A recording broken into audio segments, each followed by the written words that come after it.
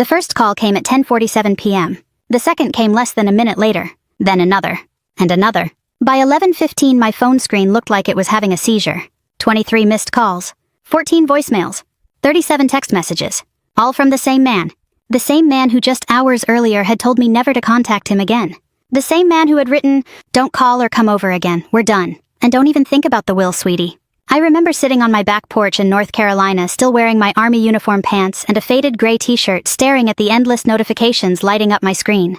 The night air smelled like wet grass. Somewhere in the distance a dog barked. And for the first time in years I laughed. Not because anything was funny, because I finally understood something. My father thought he had just won. What he didn't know was that he had just made the biggest mistake of his life. And before midnight he was going to realize it. My name is Emily Carter. I'm 38 years old. I'm a lieutenant colonel in the United States Army. For almost 20 years I believed that if I worked hard enough, sacrificed enough, and loved my family enough, eventually my father would see me. Not my rank, not my accomplishments, not the money I quietly spent helping them. Me. I was wrong. The strange thing about favoritism is that the favored child often doesn't notice it. But the other child notices every single time. Every birthday, every holiday, every family gathering, every conversation. I noticed all of them. My older brother Ryan was 3 years older than me. Growing up, he could do no wrong. If Ryan got a C, Dad said school was unfair. If I got an A, Dad asked why it wasn't an A+. If Ryan crashed a car, it was bad luck. If I forgot to call for 2 days during military training, I was selfish. The rules were always different. The older I got, the more obvious it became. My father never hated me. That would have almost been easier. He simply valued Ryan more. And somehow that hurt worse. When I enlisted at 18, Dad acted as though I had personally betrayed him. "You're throwing your life away," he told me. "You could work with family." I still remember standing in our driveway with a duffel bag over my shoulder. "I need to do this." "No," he said. "You want to do this." Those words stayed with me for years. Because he was right. I did want it. I wanted purpose. I wanted challenge. I wanted a life bigger than our small town. The Army gave me all of that. It also taught me something my father never did. Respect has to be earned. Over the years, I deployed overseas multiple times, missed holidays, missed birthdays, missed weddings. I spent anniversaries sleeping in tents and Christmas mornings in combat zones. But every time I came home, I tried to reconnect with my family, especially my parents. I called every week, sent gifts, visited whenever I could. And when money became a problem, I helped. Quietly, without asking for recognition. When Mom needed surgery, I paid the portion insurance didn't cover. When the roof leaked, I wrote a check. When Dad's truck died, I replaced it. Every single time they accepted the help, but gratitude never lasted long, especially with Dad. Because somehow Ryan always needed more. Ryan was 50 kinds of charming and 1 kind of irresponsible. Businesses failed. Jobs disappeared. Relationships exploded. Credit cards maxed out. Yet every disaster somehow became somebody else's fault. And every time he fell, Dad rushed to catch him. The rest of us were expected to applaud. 3 weeks before everything fell apart, Dad called a family meeting. That alone was unusual. Dad hated family meetings. According to him, families should simply listen, not discuss, not debate. Listen. I drove 3 hours to attend. When I arrived, Ryan was already there. Mom looked nervous. Dad looked determined, which meant trouble. Dinner barely lasted 15 minutes before he got to the point. "I've made some decisions about the future." Nobody spoke. Dad folded his hands. "The estate will go to Ryan." Just like that. No explanation. No discussion. Ryan smirked. Mom stared at her plate. I felt something cold settle in my chest. "Everything I asked." Dad nodded. "Everything." I sat quietly for a moment. Then asked the question nobody else would. "Why?" His jaw tightened. "Because he needs it." I almost laughed. Ryan was 41 years old, not 14. He needs it because he keeps making terrible decisions. Dad slammed his palm on the table. "There you go." "There I go, what?" "Judging your brother." I stared at him. "Dad, you've paid his debts for 20 years. He's family. So am I." The room went silent. Dad looked away first. That hurt more than anything he could have said, because it answered the question. So I stood, picked up my keys, and left. The next morning I woke up to the text. No phone call. No conversation.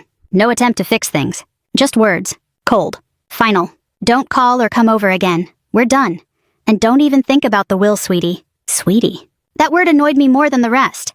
Like I was still 10 years old. Like he was dismissing me with a pat on the head. I read it twice, then smiled, and replied, "Yes, sir." Nothing else. No argument. No defense. No anger. Just 2 words. Then I put my phone down. For the first time in my life, I stopped chasing my father's approval. The silence that followed felt strange, almost uncomfortable, then surprisingly peaceful. I spent the rest of the day cleaning my house, organizing closets, sorting paperwork, doing all the small tasks people ignore when they're emotionally exhausted. Late that afternoon, I opened a storage box I hadn't touched in years. Most of it contained military records, old photographs, letters from deployments, memories. Then I found a large yellow envelope. My stomach tightened instantly. I knew exactly what it was. The envelope my grandfather had given me 15 years earlier. The one he told me never to lose. The one I had promised to keep safe. I sat down slowly. Outside rain tapped softly against the windows. For several moments I simply stared at the envelope resting in my lap. I hadn't opened it in years. Hadn't even thought about it recently. But now something felt different. Something felt important. Almost urgent. I ran my fingers across Grandpa's handwriting. My chest tightened with memories. Of fishing trips. Sunday breakfasts. Long talks on his porch. He had always understood me in a way nobody else did. Especially my father. And suddenly I remembered something he had told me during our final conversation. One sentence. One warning. At the time it had seemed strange. Now it felt like a message waiting to be understood. I looked at the envelope again. Then at the growing pile of missed calls beginning to appear on my phone. The first few were from Mom. Then Ryan. Then Dad. Again. And again. And again. I didn't answer. Instead, I carefully opened the envelope. And what I found inside made me realize my father had absolutely no idea what was about to happen. The envelope smelled faintly of old paper and cedar wood. For a moment, I was no longer sitting alone in my house. I was 23 years old again, standing beside my grandfather's hospital bed. The memory arrived so vividly that I could almost hear the steady beep of the heart monitor. Almost feel the cold hospital air against my skin. Back then, I had just finished officer candidate school. I was young, determined, and convinced that hard work could solve almost anything. My grandfather had asked everyone else to leave the room. My father, my mother, Ryan, even the nurses. When the door closed, he motioned for me to come closer. His hands looked thinner than I remembered. Age and illness had taken their toll, but his eyes were still sharp, still strong, still the eyes of a man who had spent his life building something that mattered. "Emily," he said quietly. "Yes, Grandpa. There's something I need you to do for me." I remember pulling a chair closer. "You name it." A faint smile crossed his face. "You always say that." "Because I mean it." For several seconds, he simply looked at me. Then he reached into the drawer beside his bed and removed a large yellow envelope. The same envelope now sitting in my hands 15 years later. "I want you to keep this." "What is it?" "You'll know when the time comes." I laughed softly. "That sounds mysterious." "It is." The smile disappeared. His expression turned serious. "Very serious?" Then he said something I never forgot. "One day your father's choices will destroy this family." At the time, I thought the medication was affecting him. My father and grandfather had always argued. Nothing unusual there. But now, 15 years later, those words echoed differently. Like a warning. Like a prediction. Like a man who knew exactly what was coming. Back in the present, I carefully removed the documents from the envelope. The first several pages looked familiar. Property records. Tax filings. Business agreements. Nothing dramatic. At least not at first glance. I kept reading. Page after page. My military training had taught me patience. Details matter. Small things become big things when people ignore them. By the 20th page, I stopped breathing for a second. Then I read the paragraph again. And again. Because surely I had misunderstood. But I hadn't. The family land wasn't legally my father's. Not completely. In fact, a large portion of what everyone referred to as Dad's property had never actually belonged to him. The ownership structure was far more complicated. Grandpa had established a family trust decades earlier. Most of the assets had been transferred into that trust. Dad had been named trustee, manager, caretaker, not owner. That distinction changed everything. I leaned back in my chair. Outside rain continued falling against the windows. Inside, my heartbeat felt louder than the storm. I kept reading. The deeper I went, the more uncomfortable I became. Because suddenly dozens of events from the past 20 years started making sense. Dad had always acted like the family assets belonged to him. Completely. Absolutely. But legally that wasn't true. His authority came with conditions. Responsibilities. Restrictions. And according to these documents, Grandpa had been extremely specific. One clause immediately caught my attention. I read it 3 times. Then a 4th. The language was clear. If the trustee used family assets primarily to benefit one heir at the expense of others, if the trustee violated fiduciary responsibilities, if the trustee demonstrated favoritism that endangered the long-term interests of the family trust, then oversight authority could be transferred. Not automatically, but through legal review. I stared at the name listed beneath that clause. My name, Emily Carter. For several moments I simply sat there, motionless. The room suddenly felt smaller. I wasn't shocked because I might inherit something. I genuinely didn't care about the money. What shocked me was that Grandpa had anticipated this exact situation 15 years ago, long before the latest fight, long before the text message, long before tonight. He had seen something everyone else ignored, something I had spent years pretending wasn't real. My father's favoritism. I closed my eyes, and memories came flooding back. Ryan's failed construction company. Dad using family funds to bail him out. Ryan's second business. Another rescue. Ryan's divorce. Dad paying legal fees. Ryan's tax problems. Dad handling those too. Every crisis. Every mistake. Every bailout. At the time I dismissed it as parental loyalty. Now I wasn't so sure. I turned another page. Then another. My stomach dropped. There were financial summaries. Detailed ones. Grandpa had apparently ordered independent audits during the final years of his life. Several notes had been attached. Handwritten. Meticulous. Concerned. One note stood out. Repeated transfers without proportional benefit to trust beneficiaries. Another. Excessive support provided to Ryan Carter. And another. Potential future risk if pattern continues. I rubbed my forehead. This wasn't just favoritism. This was documentation. Evidence. Years of it. Suddenly my phone buzzed again. Dad. Calling. I let it ring. Then another call. Ryan. Ignored. Then Mom. Ignored. For the first time in my life I wasn't interested in defending myself. I wanted answers. At nearly midnight I found the final section. A sealed letter addressed specifically to me. My hands shook slightly as I unfolded it. The handwriting was unmistakably Grandpa's. Emily. If you're reading this, then one of two things has happened. Either your father finally learned fairness, or he didn't.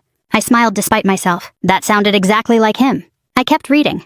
You will be tempted to protect people who refuse to protect you. You always have been. That is one of your greatest strengths, and one of your greatest weaknesses. The words hit harder than I expected, because they were true. Painfully true. I had spent years helping people who rarely appreciated it. Years earning love that should have been freely given. The letter continued. Do not confuse kindness with surrender.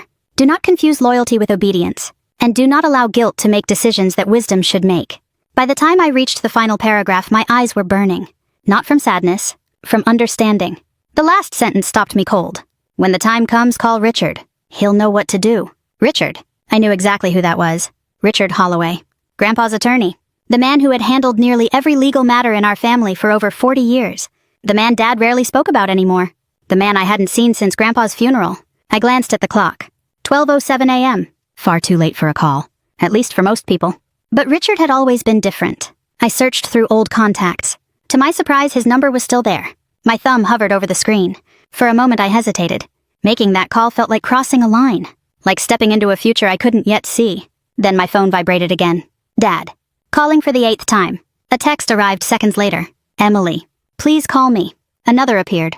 We need to talk. Then another. It's important. I stared at those messages. The same man who had disowned me less than 24 hours earlier suddenly wanted a conversation. Interesting. Very interesting. I set the phone down, then dialed Richard Holloway. The call connected on the second ring. A tired voice answered. Hello, Mr. Holloway. A pause, then recognition. Emily. Yes, sir. Another pause followed. Longer this time. Almost as if he had been expecting this moment. Finally he exhaled slowly, and said words that sent a chill through my entire body. I've been waiting years for this phone call.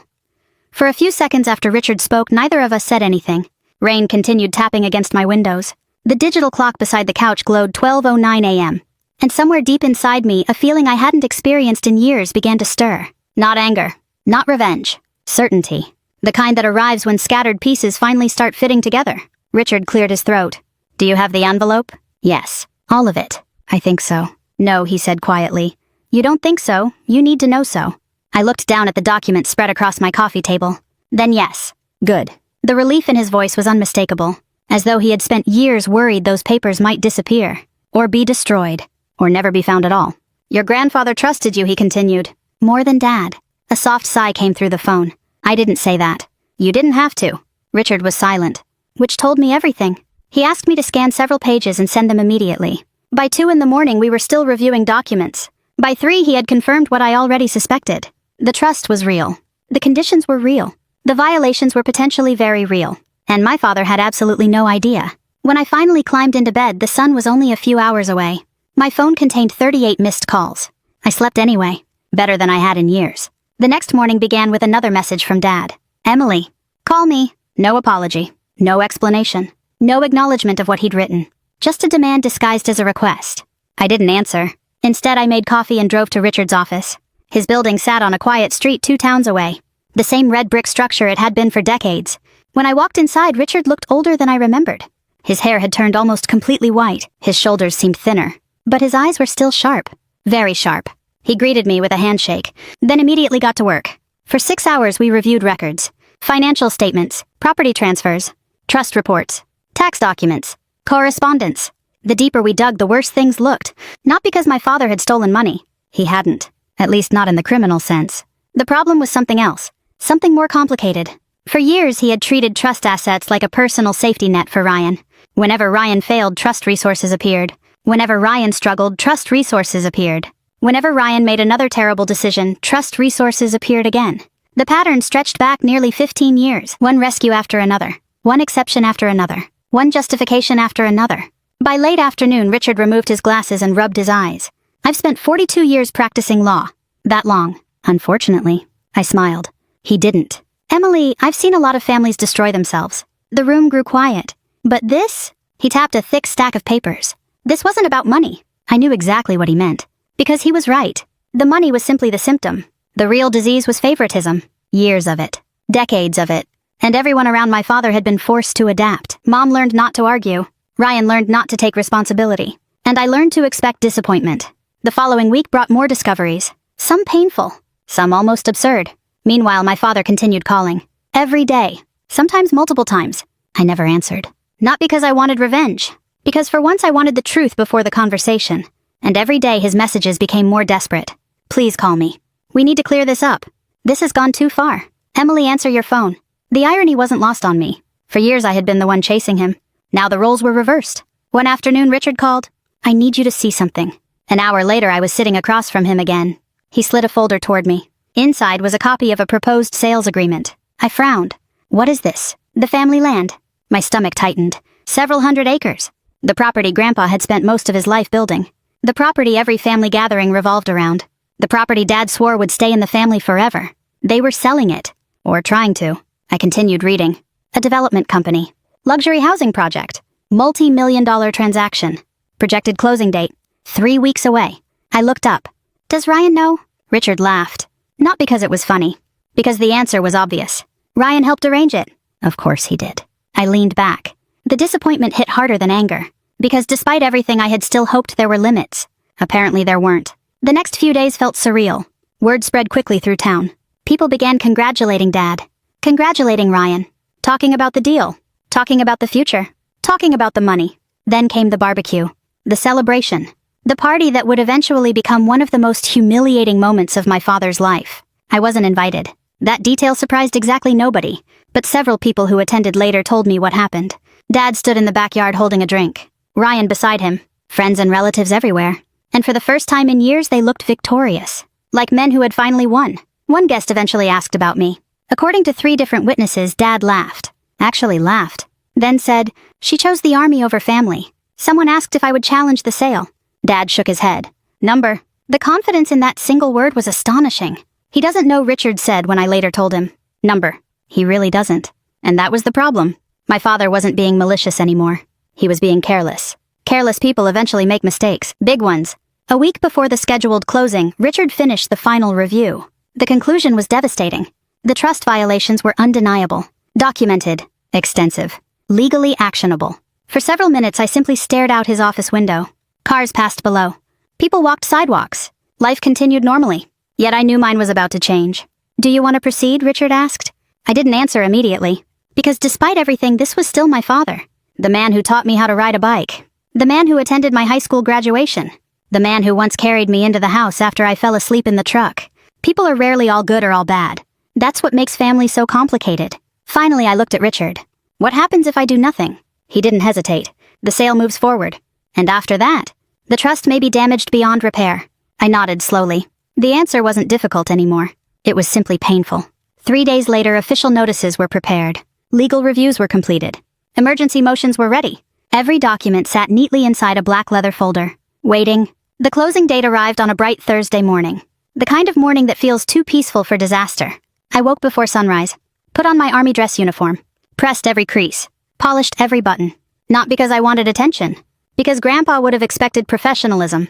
By 8:30 I was standing outside my house. The black folder under my arm. My phone buzzing again. Dad. Calling. I silenced it. Then climbed into my car. An hour later I pulled into the parking lot outside the law offices where the sale would be finalized. Luxury SUVs filled the lot. Investors had arrived. Bank representatives had arrived. Developers had arrived. And inside that building my father was probably smiling, certain he had already won. I stepped out of the car, adjusted my uniform jacket, picked up the folder, and walked toward the entrance. Because in just a few minutes everyone inside was about to learn something my grandfather had known for 15 years. The wrong person had been in control all along. The receptionist looked up as I entered the building. For half a second I saw confusion cross her face, then recognition, then surprise. Not because of who I was, because of what I was wearing. Army dress blues have a way of changing a room before a single word is spoken. People notice. They straighten up. They look twice. Not out of fear, out of curiosity. I thanked her politely and followed the directions to the conference room. As I approached the closed door, I could already hear voices inside. Laughter. Confident laughter. The kind people make when they think everything has already been decided. I paused for 1 second. Not because I was nervous. Because I was remembering my grandfather. His porch. His voice. The envelope. The warning. Then I opened the door. The room immediately fell silent. Every head turned. My father's smile disappeared first. Ryan's disappeared second. Several investors looked confused. A banker adjusted his glasses. One of the attorneys frowned slightly. Nobody had expected me. Especially not my father. For several long seconds nobody spoke. Then Dad pushed his chair back. Hard. "What are you doing here?" His voice carried across the room. I calmly closed the door behind me. "Good morning, Dad. I asked you a question." I heard it. His face reddened. "I told you not to come." The words hung in the air. A few people exchanged uncomfortable glances. I looked directly at him, then smiled. Not mockingly, not cruelly, just calmly. "I'm not here as your daughter." The silence that followed felt almost physical. Nobody moved. Nobody spoke. Ryan stared at me. Dad blinked. What does that even mean? Before I could answer, another voice came from behind me. "Perhaps I can explain." Richard entered the room, carrying 3 large binders. The moment my father saw him, something changed. Only slightly. But I noticed the confidence wasn't completely gone. Yet, however, a crack had appeared. A very small crack. Richard walked to the table, placed the binders down, and sat. "Richard," Dad said, "what is this?" An issue that should have been addressed years ago. The room grew even quieter. One investor looked at another. The banker stopped reviewing documents. People could sense something was wrong. They just didn't know how wrong. Dad laughed nervously. "This isn't the time." Actually, Richard replied, "It's exactly the time." The attorney representing the development company spoke up. "Is there a problem with the transaction?" Richard nodded. "Yes." That single word changed the atmosphere immediately. Every person in the room became alert. Pens stopped moving. Papers stopped turning. The room shifted from celebration to caution. Dad crossed his arms. "Richard, enough." "Number." The answer came instantly. Firmly. The kind of firmness that only comes from someone who knows they're standing on solid ground. Then Richard opened the first binder. "My responsibility today is not to protect anyone's feelings." He looked directly at my father. "My responsibility is to protect the trust." The trust. Several people frowned. The developers looked confused. One banker immediately started taking notes. Dad's expression hardened. "There's no issue with the trust." Richard opened a document. "There is." Then another. "And there has been for years." Ryan finally jumped in. "This is ridiculous." Richard didn't even look at him. Instead, he continued turning pages, one document after another. One financial record after another. One transfer after another. The evidence piled up slowly, methodically, relentlessly. No dramatic speeches, no shouting. Just facts, which are often far more dangerous. Within 15 minutes, the atmosphere in the room had completely transformed. The investors no longer looked excited. They looked concerned. The banker no longer looked relaxed. He looked worried.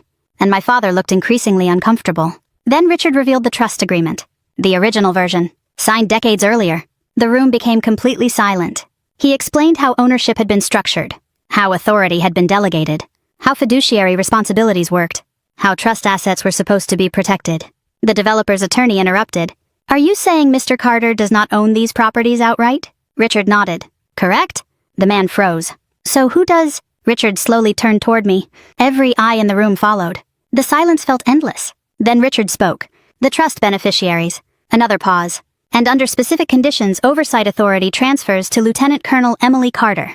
Nobody moved. Nobody even breathed. Dad looked stunned. Ryan looked confused. The investors looked alarmed. The banker looked like he suddenly wished he were somewhere else. What Ryan finally said. Richard calmly handed over copies. Nobody argued anymore. Because now there was documentation. Signatures. Legal records. Evidence. The conversation changed immediately. Questions started flying. Dates. Transactions. Conditions. Reviews. Responsibilities. The developers looked increasingly uneasy. One banker stepped outside to make a phone call. Another attorney began reading faster. Very fast. The celebration was over. Dad stared at me. How long? His voice sounded different now. Smaller. How long have you known? I held his gaze. Long enough. His jaw tightened. Long enough for what? Long enough to give you every chance to do the right thing. Those words hit him harder than anything else said that morning. I could see it. Because he knew they were true. For years I had given him chances. Hundreds of them. Probably thousands. I had tolerated insults, dismissals, favoritism, disrespect. Not because I was weak. Because I kept hoping. Hoping one day he would choose fairness. One day he would choose family over pride. One day he would see me. Instead he sent a text message. And accidentally started the collapse of everything he thought he controlled. Ryan slammed both hands on the table. This is your fault. The accusation echoed through the room. Several people looked embarrassed for him. I simply watched. Mine. You planned this. Number. Yes, you did. No, Ryan. For the first time all morning my voice became slightly harder. I didn't create this situation. I looked directly at him. You did. His face reddened instantly. Because deep down he knew. Every bailout. Every rescue. Every excuse. Every special treatment. All of it had led here. Nobody else. Him. The final blow came 30 minutes later. The bank formally suspended participation. The development company postponed closing indefinitely. The transaction could not legally proceed until the trust dispute was resolved. Millions of dollars froze instantly. The room felt colder. Heavier. Final. The sale was dead. At least for now. Nobody celebrated. Not even me. Because despite everything, victory didn't feel the way people imagine. It wasn't exciting. It wasn't satisfying. It was sad. Watching your father lose isn't enjoyable. Even when he's the one who caused it. Especially then. By noon the meeting was effectively over. People began leaving. Quietly. Awkwardly. Nobody wanted to be there anymore. One by one they disappeared. Until only a handful remained. Ryan left first. Angry. Humiliated. Blaming everyone except himself. The same pattern he had followed his entire life. Then Mom left. Tears in her eyes. Unable to look at anyone. Finally only Dad remained. Standing beside the conference table. Looking older than he had that morning. Much older. For several seconds neither of us spoke. Then he asked the question. Not as a businessman. Not as a father. Just as a man. Was I really that unfair? The room suddenly felt very quiet. I thought about lying. Making it easier. Softer. Kinder. Instead I told him the truth. Yes. The single word landed like a stone. Dad looked down. For the first time in my life he had no argument. No defense. No explanation. Just silence. A few moments later he picked up his coat. Turned toward the door. And walked away. Not angry. Not shouting. Not blaming. Simply defeated. The man who had controlled every family conversation for decades left without saying another word. And as the door closed behind him I realized something important. The real consequences hadn't started yet. Because sooner or later he was going to go home. And finally sit alone with the truth. I thought the hardest part was over. I was wrong. The meeting had ended. The sale had collapsed. The truth was finally out. But families don't unravel in conference rooms. They unravel afterward. In kitchens. In living rooms. In late-night phone calls. In quiet moments when people are left alone with consequences. That evening I drove home with the radio off. The black folder sat on the passenger seat beside me. Sunlight stretched across the highway. Traffic moved steadily. Everything looked normal. Yet nothing felt normal. Because for the first time in my life I wasn't carrying the weight of proving myself to my father. The burden was gone. And strangely enough that felt heavier before it felt lighter. I arrived home around 6, fed my dog, changed clothes, made coffee I didn't need, then sat on the back porch. The same place where this whole chapter had truly begun. The air was warm. The sky glowed orange and purple. Crickets chirped in the distance. Peaceful. Until my phone buzzed. Dad? I stared at the screen. Didn't answer. A minute later it buzzed again. Dad. Again. Then Ryan. Then Mom. Then Dad. Then Ryan. By 9 o'clock the calls were coming every few minutes. By 10 they became almost constant. Voicemails started arriving. One after another. I listened to Ryan's first. Emily, call me. The second sounded less confident. Look, this got blown out of proportion. The third was angry. The fourth was desperate. The fifth was almost pathetic. For years, Ryan had always assumed somebody would rescue him. Dad. Mom. Sometimes even me. Now there was nobody left. The system that protected him had collapsed. And he had no idea what to do. Around 10:30 I listened to a voicemail from Mom. Her voice cracked almost immediately. Please call me sweetheart. I closed my eyes. Mom had spent most of her life trying to keep peace between people who refused to change. That role ages a person. I knew she was hurting. But I also knew something else. Keeping peace and fixing problems are not the same thing. For decades, she had confused the two. The phone buzzed again. Dad. Again. I ignored it. At 11:15 another message appeared. Then another. Then another. The man who once took days to return calls was suddenly sending messages every 15 minutes. The irony wasn't lost on me. Finally, just before midnight, a text arrived. Not a demand. Not an accusation. Not an order. Just 4 words. Can we talk? I stared at the screen. For a long time. Then another message appeared. Please. That word hit differently. Because I honestly couldn't remember the last time my father had used it with me. Not as a formality. Not as a habit. But sincerely. I didn't answer that night. Or the next morning. Or the next day. Sometimes people need time to understand what happened. And my father had spent nearly 40 years believing he was right. That kind of belief doesn't disappear overnight. 3 days later, I finally called him. The silence after he answered lasted several seconds. Then he spoke. Emily. His voice sounded tired. Older. Smaller. Hi, Dad. Another pause. I didn't think you'd call. I looked out my kitchen window. Neither did I. Where are you? I asked. Home. His voice cracked slightly. The house feels awfully quiet. I knew exactly what he meant. For years, noise had protected him. Activity. Control. Distractions. Now all he had was reflection. We agreed to meet the following afternoon. Not at his house. Not at mine. A small diner halfway between our towns. Neutral ground. The kind of place where nobody holds home field advantage. When I arrived, he was already there. Sitting alone in a booth. Coffee untouched. Looking out the window. For a moment, I barely recognized him. Not physically. Emotionally. The certainty was gone. The authority was gone. The armor was gone. He looked like a man carrying something heavy. I sat across from him. Neither of us spoke immediately. Finally, he looked up. I owe you an apology. I waited. Because apologies are easy. Accountability is harder. He nodded slowly, as though understanding exactly what I was thinking. Then he surprised me. He didn't defend himself, not once. Instead, he told the truth, the whole truth. About Ryan. About guilt. About fear. About mistakes. After Grandpa died, he had convinced himself Ryan needed protection. Then more protection. Then even more. Eventually, helping Ryan became his identity. And somewhere along the way, he stopped noticing the damage. Or maybe he noticed and chose not to see it. Sometimes those are the same thing. The hardest moment came when he looked directly at me and said, "You never needed me." I shook my head. That's not true. It is. No, Dad. My voice softened. I needed you. The pain on his face was immediate. Visible. Real. Then why didn't I see it? For several seconds I couldn't answer. Because the truth was complicated. Because people rarely become who they are overnight. Finally I said, because you were too busy worrying about the child who kept falling to notice the one who learned how to stand. His eyes filled with tears, actual tears. I had seen my father cry exactly twice in my life. At Grandpa's funeral. And now, the diner became very quiet. Neither of us rushed to fill the silence. Some moments deserve space. This was one of them. Eventually he looked down at his hands. I thought you'd come back no matter what. There it was. The truth beneath all the other truths. Not favoritism. Not money. Not even Ryan. Entitlement. He believed my love was guaranteed. Unconditional. Permanent? No matter how poorly he treated it. And for years he had been right. Until he wasn't. I reached across the table. Not because everything was fixed. Because some bridges deserve an opportunity to be rebuilt. Even slowly. Even carefully. I'm not angry anymore. He nodded. But things can't go back to the way they were. Another nod. This one heavier. I know. And for the first time I believed him. Over the next year our relationship changed. Not magically. Not perfectly. Slowly. The way real healing happens. Ryan eventually got a job. Kept it. For once. Mom stopped trying to manage everyone else's emotions. Dad started listening more than talking. And I finally stopped carrying responsibilities that never belonged to me. The trust remained protected. The land remained in the family. And together with Richard I established something Grandpa would have loved. A scholarship fund for military families.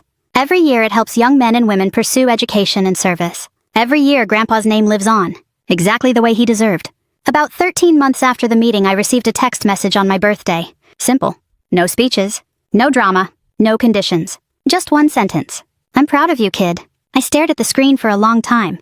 Then smiled. Not because the words fixed the past. They didn't. Nothing can. But because they arrived honestly. Finally, after all those years, I put the phone down, looked out toward the evening sky, and continued living the life I had built myself. Not because my father finally approved, but because I had learned something much more important. Your worth does not begin when someone recognizes it.